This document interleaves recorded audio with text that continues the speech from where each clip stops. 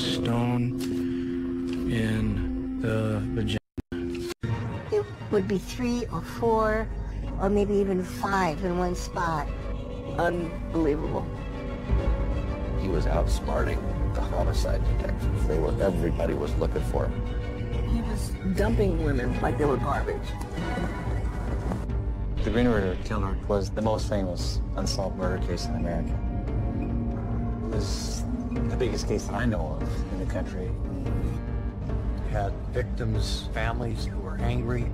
They were disappointed in us. They were critical of us. They felt that we didn't care. We're calling attention to the fact that these women are being killed, and anything is better than nothing. Gary made me smile every day. I have the perfect husband, I thought. He was the worst of the worst. Imagine someone methodically killing. Ini bukanlah berita biasa, namun benar-benar kisah nyata dari seorang istri yang bahagia karena memiliki pernikahan sempurna yang ia jalani selama belasan tahun bersama suami sempurna sesuai yang didambakannya. Namun ternyata di balik kesempurnaannya, sang suami adalah seorang pembunuh berantai keji dengan jumlah korbannya yang tidak tertandingi dengan para pembunuh berantai lainnya dalam sejarah Amerika Serikat. Dan kasusnya pun tidak terpecahkan oleh polisi selama 20 tahun. Ikutilah kisah nyata ini yang akan kita kupas lebih dalam lagi dalam tayangan dokumenter khas K Channel. Selengkapnya sesaat lagi hanya di YouTube K Channel, membuka jendela dunia.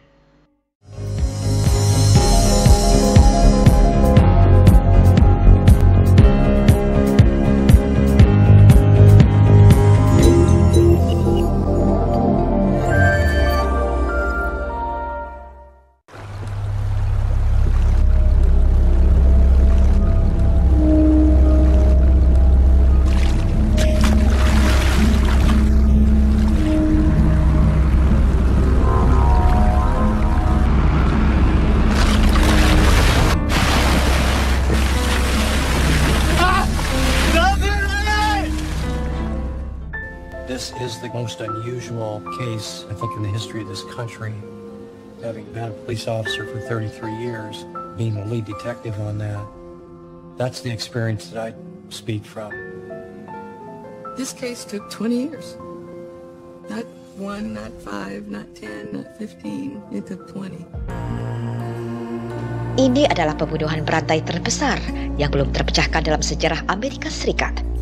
Walau telah memiliki ribuan bukti yang terkumpul yang ditemukan dari mayat-mayat korbannya di TKP, menjadikan kasus ini sebagai kisah kriminal Amerika Serikat dengan rangkaian pembunuhan terlama dan paling produktif selama lebih dari 2 dekade.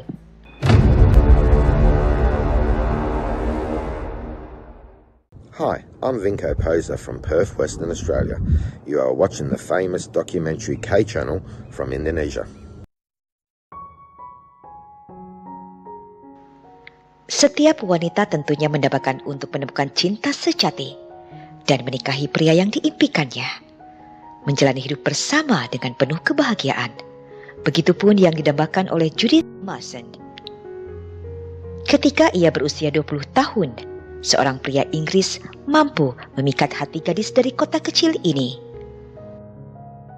Judith begitu bahagia karena pada akhirnya kini ia telah menemukan apa yang diimpikannya. It was like love at first sight. I met him in September of 1964, and then we were married in January of 1965, just a few months later. Beberapa bulan kemudian, setelah mereka menikah, pasangan ini segera mendapatkan anugerah dengan memiliki 2 buah hati mereka dan memiliki sebuah rumah di daerah luar Seattle. Tetapi tepat setelah mereka merayakan 3 tahun usia pernikahannya, sang suami menyampaikan hal yang sangat mengejutkannya. He said, Judith, there's something I need to tell you. He told me that he's bisexual, and I said, well, what's that? I had no idea what it was. Namun sebagai seorang istri dan seorang ibu dan demi anak-anak mereka, Judith tetap berusaha mempertahankan pernikahan mereka.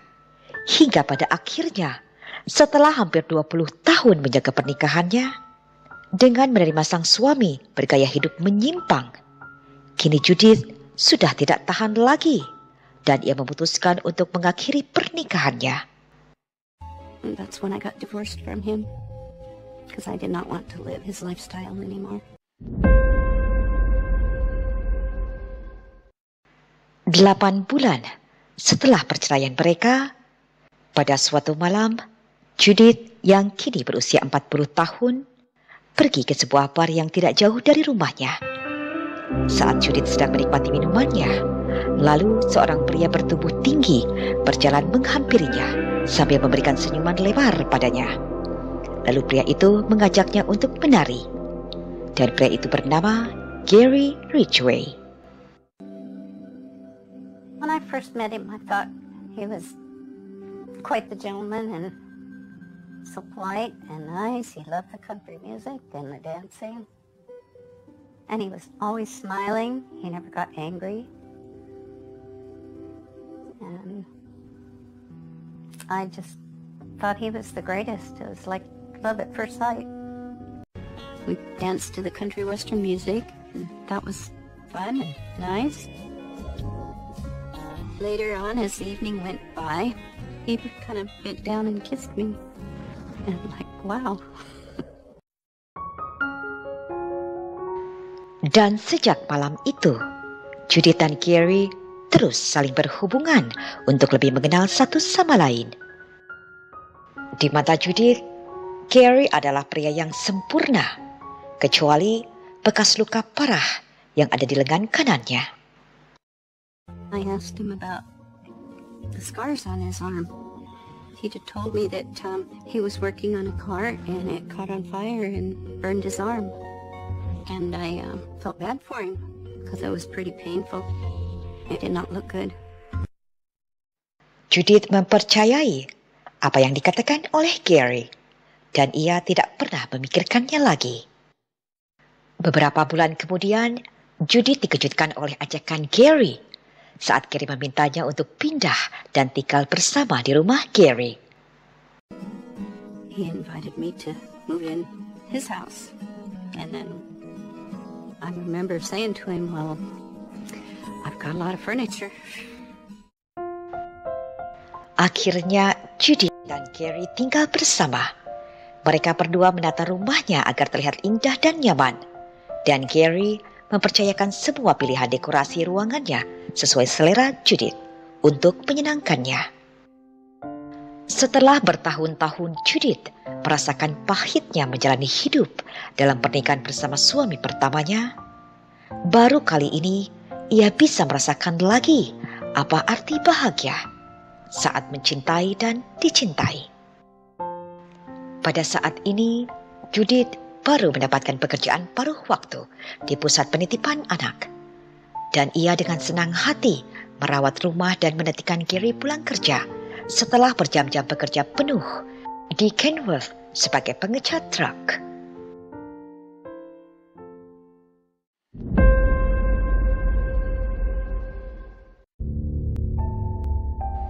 Tetapi setelah 2 tahun mereka hidup bersama, kehidupan pasangan ini terguncang oleh kunjungan tak terduga pada tahun 1987.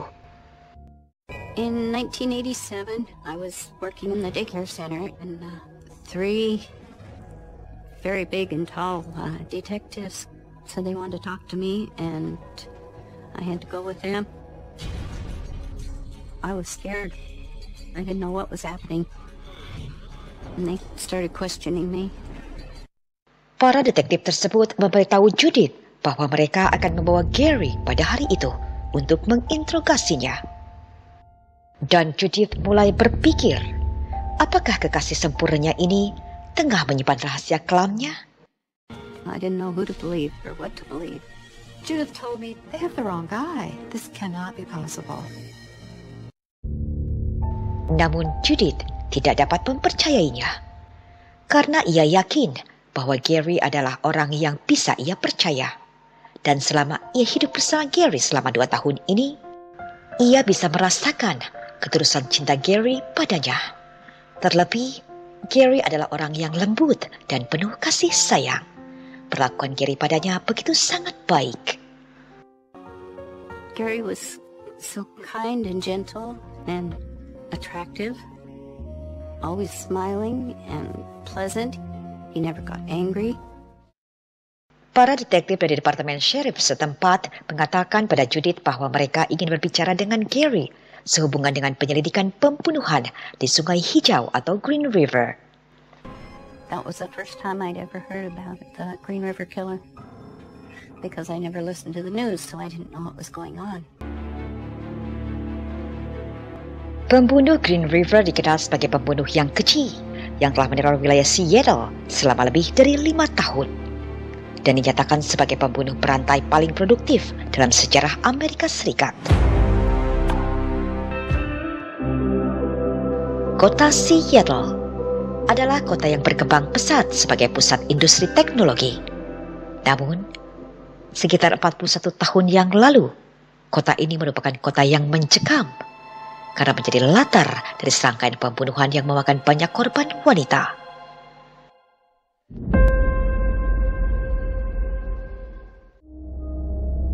Suatu hari, detektif muda Dave Rickard dari polisi King County mendapat telepon yang memerintahkan untuk pergi ke Sungai Hijau atau dikenal sebagai Green River, yang merupakan wilayah yang tenang dan terpencil di lembah Seattle Selatan.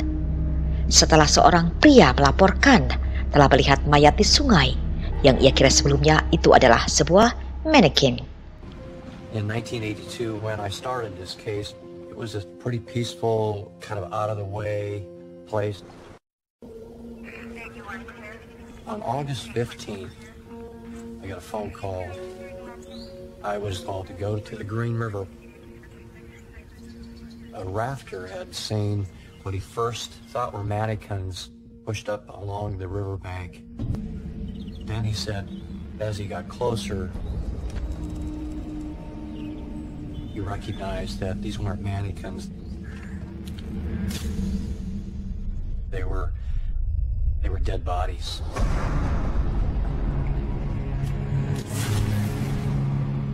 I remember this victim, one of her hands and arms were free.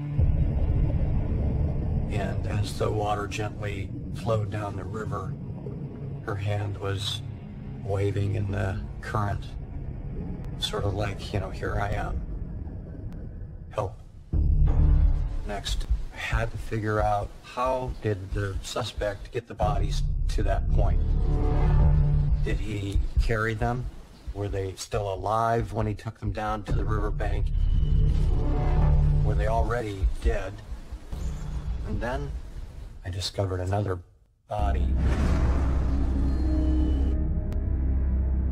Hal yang lebih mengejutkan lagi, di sekitaran area yang tidak jauh dari TKP di sungai tersebut, detektif menemukan mayat wanita lainnya. Just being at the riverbank, seeing the victims' bodies in the water, it was, shocking and upsetting. That someone came to their death in that manner.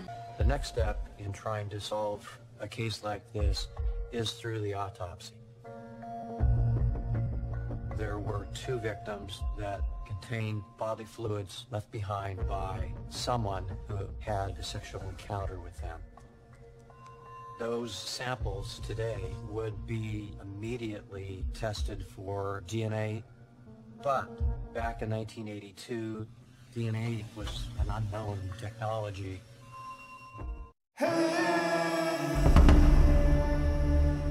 Dan pada hari yang sama, di lokasi kejadian yang sama, mereka telah menemukan 3 mayat wanita muda yang teridentifikasi melalui sidik jari dan catatan gigi. Mayat-mayat tersebut adalah Opal Mills berusia 16 tahun, Cynthia Hines berusia 17 tahun, dan Marcia Chapman berusia 31 tahun.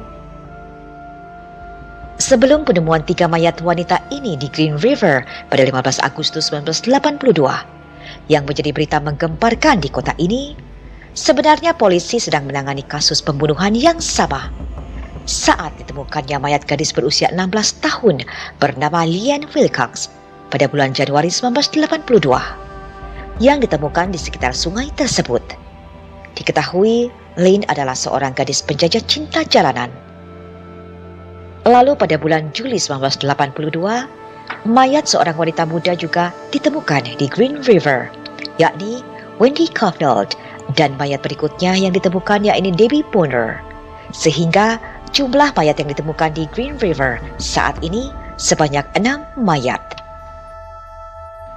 Dan fakta yang mengejutkan, para korban ini adalah gadis-gadis penjajah cinta jalanan yang kabur dari rumah, yang sebagian besar di antaranya telah mengalami kekerasan. Tetapi sebagian besar para penjajah cinta jalanan itu enggan melaporkannya pada polisi, hingga menjadi korban yang empuk bagi si pelaku. What we've discovered is that for whatever reason, these young girls were leaving home, forced from home, out onto the street, and they became involved in the world of prostitution. Dan polisi yakin bahwa pelaku pembunuhan-pembunuhan tersebut adalah orang yang sama. Berdasarkan hal tersebut, polisi kini perlu membentuk satuan gugus tugas terdiri dari 25 detektif yang khusus untuk menyelidiki kasus pembunuhan Green River. Berita pun segera menyebar begitu cepat di semua media. Masyarakat kini mengetahui bahwa polisi benar-benar serius dan bergerak cepat dalam menangani kasus ini.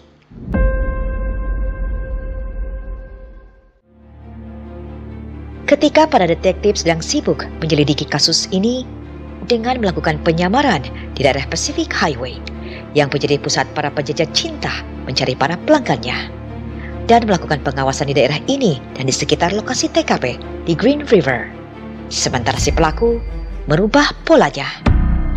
Pada bulan September 1982, dia mulai membuang mayat-mayat yang menjadi korbannya di tempat pembuangan sampah perkotaan yang berjarak sekitar 5,5 mil jauhnya dari sungai atau Green River. There appears to be some garbage in the immediate area, possibly on top of the body. Lalu mayat korban yang bernama Giselle Levorn ditemukan di tanah terbengkalai di bawah jalur penerbangan bandara Seattle.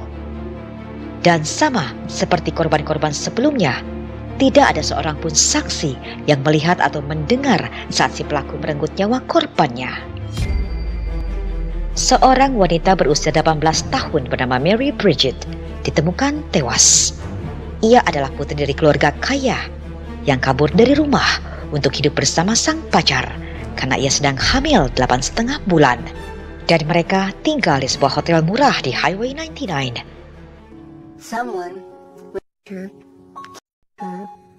and buried her and her unborn baby in a shallow grave on the west side of the highway. Lalu 5 hari kemudian pada 20 September, mayat gadis lain yang masih berusia 15 tahun, Deborah Lorraine, ditemukan. 6 hari kemudian, pada 26 September 1982, Linda Jane Rowe yang berusia 16 tahun, mayatnya ditemukan oleh seorang penjaga taman bermain anak-anak di dalam tumpukan sampah tanaman yang lokasinya masih sekitaran bandara Seattle. Ia adalah seorang penjajah cinta jalanan. Linda Rowe was a slender blonde girl who lived up in the North End. She had been working the streets and she had a boyfriend who kind of served as a pimp. She disappeared from an area near the Northgate Mall. Dan kasus para gadis muda yang hilang dilaporkan hampir setiap harinya. Ini memberikan tekanan yang meningkat pada polisi King County. Some of the girls that disappeared from the highway, it was hard to actually figure out what day they disappeared or what time. Tracy Winston adalah seorang remaja yang bandel yang telah meninggalkan rumah di usia mudanya. Ia terpikat untuk mendapatkan uang mudah dengan turun ke dunia penjajah cinta jalanan. Namun beberapa hari sebelum Tracy menghilang, ia telah berjanji pada ibunya bahwa ia akan merubah hidupnya ke arah yang lebih baik. Dan itu terakhir kalinya sang ibu mendengar kabar dari Tracy. This is the corner of 3rd and Cherry in downtown Seattle. On September 12, 1983, 20-year-old Tracy Winston was standing just about where I am right now. That was the last time she was seen. I didn't know where to turn my grief. I was terrified all the time, terrified of finding that Tracy was gone from us forever, and yet terrified of living with the fact that she was just missing and would never be found.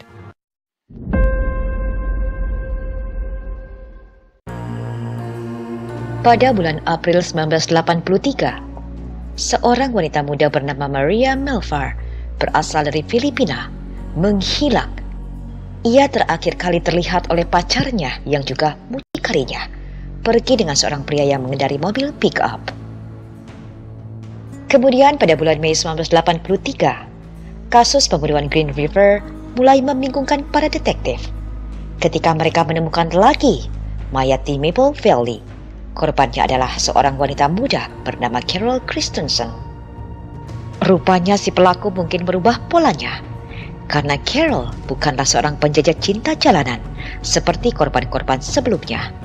Carol adalah seorang pelayan yang bekerja di bar lokal di South End of Seattle.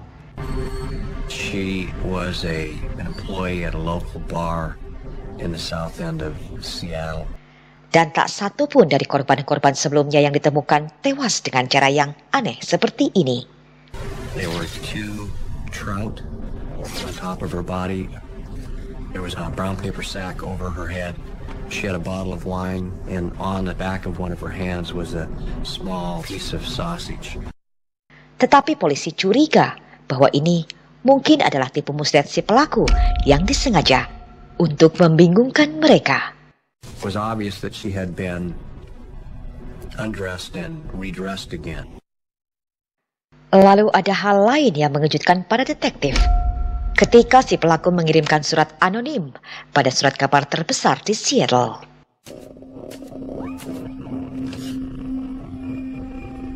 Stone in the Semua pembunuh berantai rata-rata memiliki tanda atau ciri khas yang unik untuk mengidentifikasi kejahatan mereka. Dan batu itu adalah tanda yang sangat khas dari si pembunuh Green River. What you need to know about the Green River Man. He left a stone in the victim's vagina. We started out with one victim. Then we found a second victim. Then we found a third victim. When it got up to 10 or 12, then they started saying, we have a serial killer here, and the news started at that time calling him the Green River Killer. Pada akhir tahun 1983, mayat wanita muda yang telah ditemukan adalah sebanyak 15 mayat. It would be 3 or 4 or maybe even 5 in one spot. Unbelievable. He was outsmarting the homicide detectives. Everybody was looking for him. He was dumping women like they were garbage. Every serial killer, human beings are objects. There's no emotional connection. There's nothing there. Kemarahan keluarga korban dan kecemasan masyarakat sudah berada pada titik puncaknya. Mereka turun ke jalan berunjuk rasa untuk menuntut kepolisian segera menyelesaikan kasus ini dengan menangkap si pelaku. Mereka merasa bahwa polisi tidak benar-benar serius menangani kasus ini. They learn from their crimes. As their murders grow in number, their efficiency increases. The remains were being found in secluded, quiet, dark areas. By the time you're up to 5 or 6 feet, homicide became very difficult to judge. The fear was tremendous and deep throughout the entire community. We had victims' families who were angry. They were disappointed in us. They were critical of us. They felt that we didn't care. We're calling attention to the fact that these women are being killed, and anything is better than nothing. You know, the unfortunate thing is some of the women of the street felt like the sheriff's office wasn't investigating the case as hard as we could have because they were street kids and runaways, and that's not true.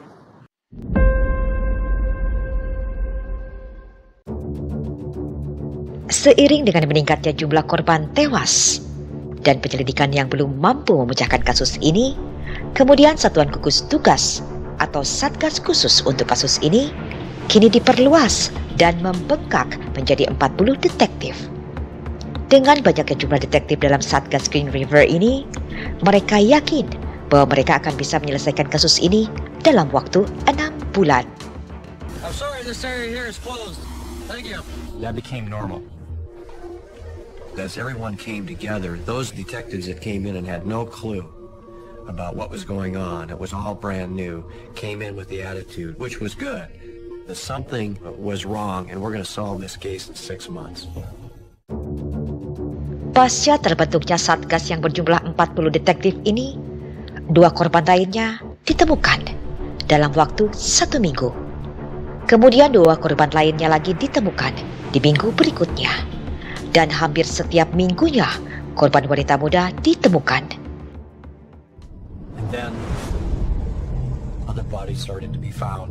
In Seattle, another grim discovery today that could be connected to the string of Green River murders which have shaken that West Coast city. In Seattle this morning, police are hunting a mass murderer believed to have killed as many as 21 prostitutes in the last 22 months. David Burrington reports. Been called the Green River Killer ever since the first bodies, 5 of them, were pulled from this river. Since then, 7 more bodies have been discovered nearby, all those of young prostitutes, according to police. And the number of missing increases steadily. 2 were added to the list this week. Every month we were finding 2 or 3 more bodies.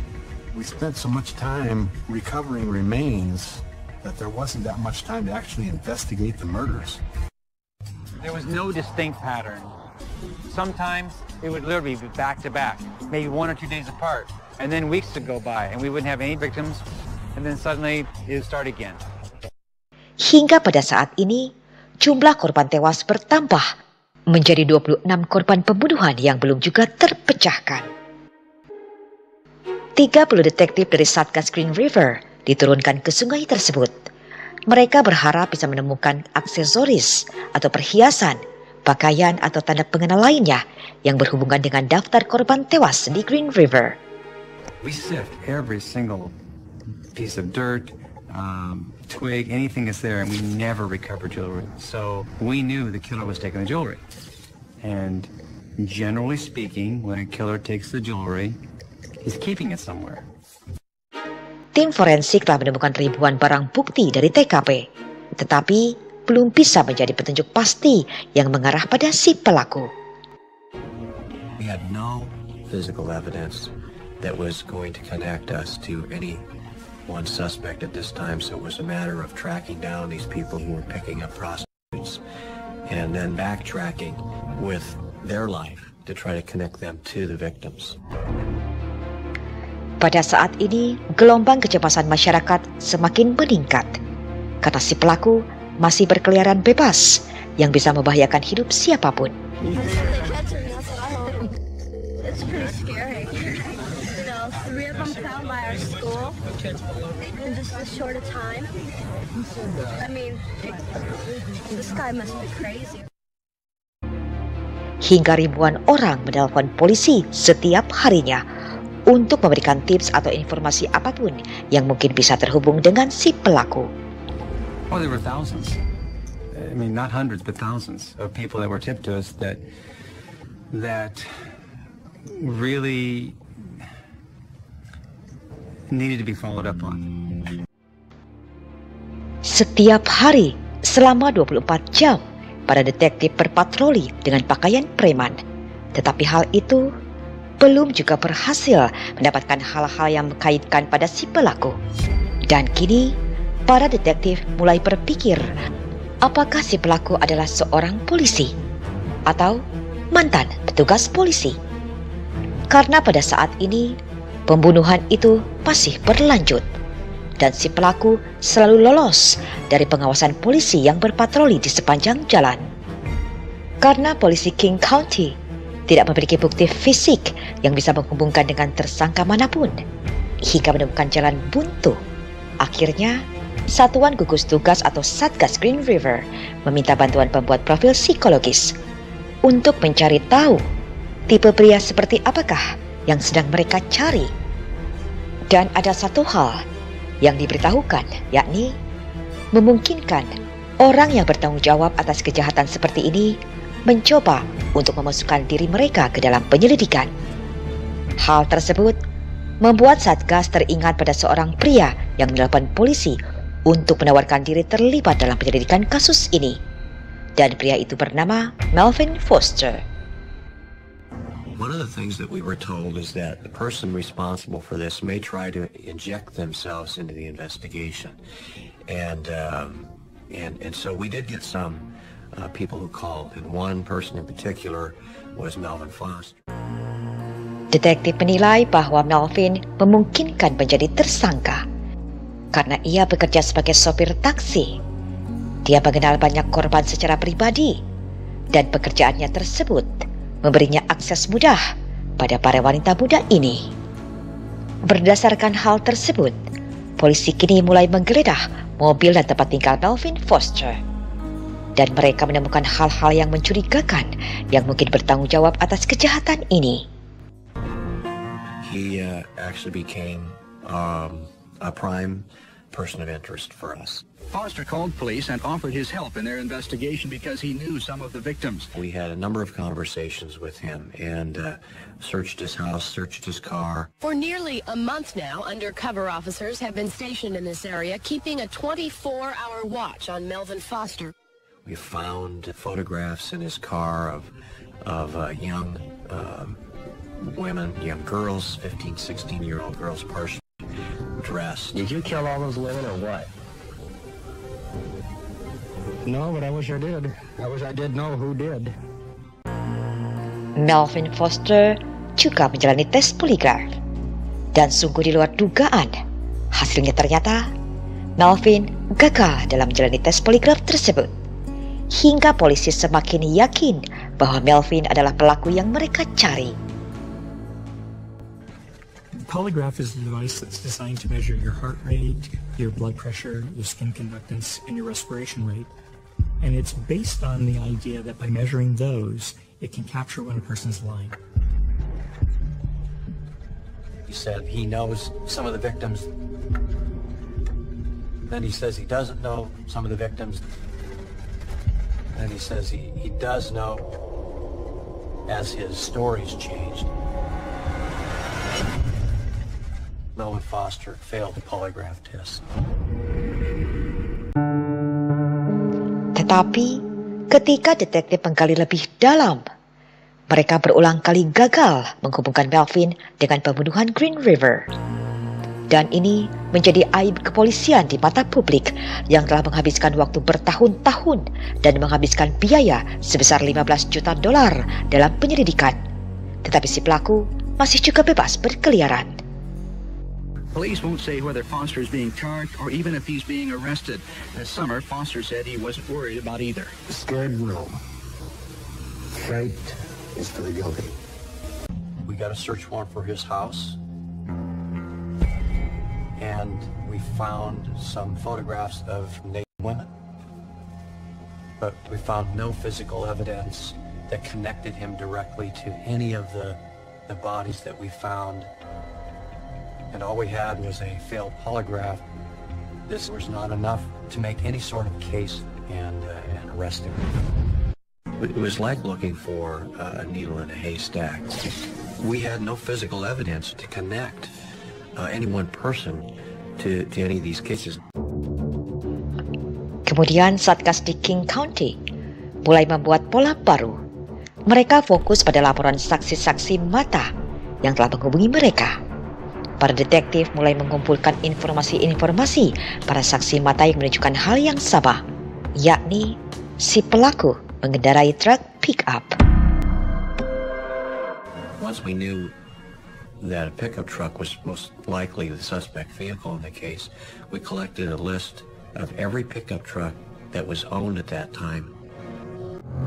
Dan salah satu petunjuk penting yang dimiliki saat ini adalah ketika seorang penjajah cinta jalanan berusia muda asal Filipina yang menghilang bernama Mary Melver, yang sebelumnya telah dilaporkan sang pacar yang bernama Bobby Woods, yang juga mucikari Mary. melaporkan bahwa terakhir kali ia melihat Mary ketika Mary masuk ke sebuah truk pick-up lalu pergi menuju ke arah utara.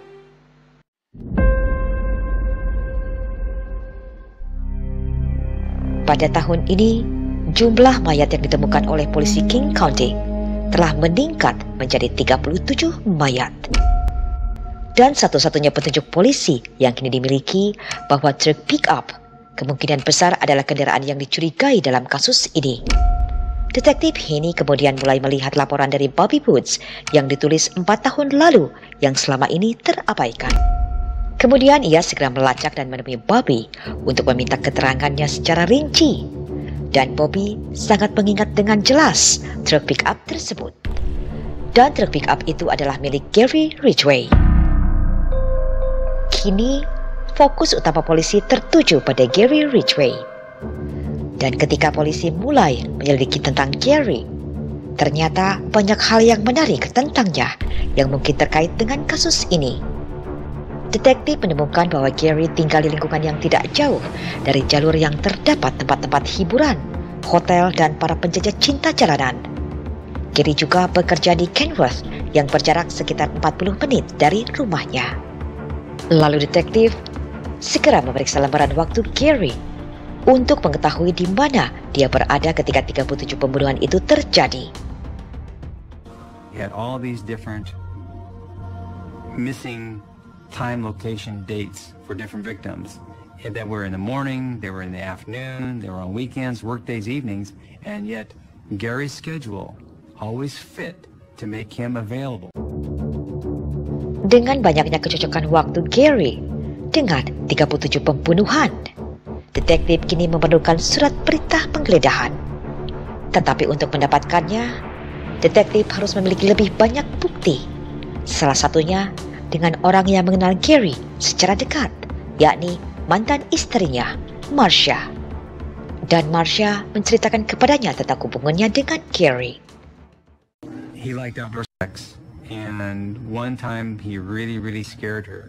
She was walking around the back of the car, and suddenly he appeared behind her in the dark and started choking her from behind. And after he chokes her, then he apologizes, and she says, you know, frightened and indignant and everything else, and he says, oh, well, that wasn't me, and that didn't really happen, and it was just one of these bizarre incidents that, again, would fit with somebody with a bizarre behavior. Dan masih ada lagi hal yang mengejutkan dari Gary dalam memilih tempat terbuka untuk melakukan hubungan suami istri sesuai dengan hasratnya. Di antaranya, dia memilih tempat pembuangan sampah di dekat area bandara dan di tepi sungai di Green River. Pada akhirnya, dari bekal tersebutlah, detektif bisa membawa Gary untuk diinterogasi, serta mendapatkan surat perintah penggeledahan di rumah dan tempat kerja Gary Ridgway.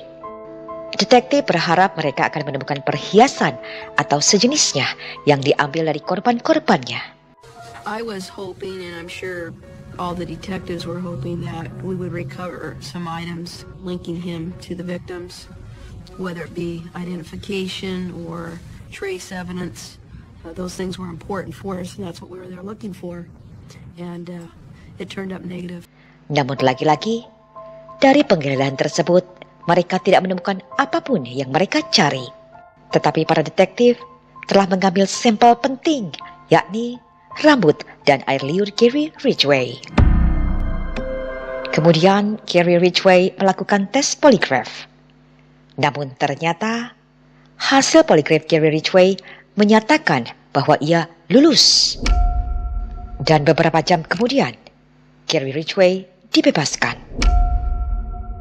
Dan hal ini kembali membawa polisi ke jalan buntu. The Green River Killer was the most famous unsolved murder case in America. It was the biggest case that I know of in the country. Polisi masih memiliki PR besar atas 37 pembunuhan yang belum terpecahkan. Namun pada saat ini, mereka tidak lagi menemukan mayat-mayat. Tidak ada lagi kasus pembunuhan Green River. It's incredibly unusual for a serial killer simply to stop killing A serial killer will usually only cease murder when he's apprehended or when he dies himself. Dengan tidak adanya lagi penemuan mayat, satuan gugus tugas Green River yang terdiri dari 40 detektif kini diperkecil. I just had spent the last 8 years of my life obsessed with catching this guy and traveled all over the country chasing down every lead I could chase down, staying up late at night and not being able to sleep.